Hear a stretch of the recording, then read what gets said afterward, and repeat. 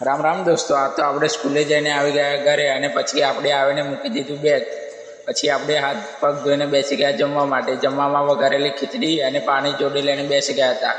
પણ આપણે ખાતા ખાતા તો રીલ્સ જોવાની આદત હોય કે કોઈ કાર્ટૂન જોવે કે કોઈ રીલ્સ જોવે, અને પછી આપણે યુટ્યુબમાં વિડીયો મૂકવા માટે આપણે 3 ચેનલ છે યુટ્યુબ પર. એમાં એક યુટ્યુબમાં 467 સબસ્ક્રાઈબર, બીજામાં 33, અને આ મારો બ્લોગ બનાવું છું એમાં તમે સપોર્ટ કરો તો આગળ હું જાઉં.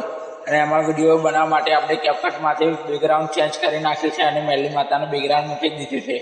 અને તમારે પણ કેપકટની લિંક જોતી હોય તો હું તમને આપી દઈશ. અને હા, એક જણાવવાનું કે મારામાં કેપકટ પ્રોની લિંક છે. અને પછી આપણે બેસી ગયા લેસન કરવા ધોરણ 12નું ગુજરાતીમાં. અને તમે 12મામાં ભણતા હોય તો કોમેન્ટ કરજો. અને પછી તો એટલો બધો વરસાદ પડ્યો કે ધોધમાર. અને પછી આપણે લખવાનું પતી ગયું એટલે આપણે મૂકવાની હતી પુસ્તક ઘરમાં.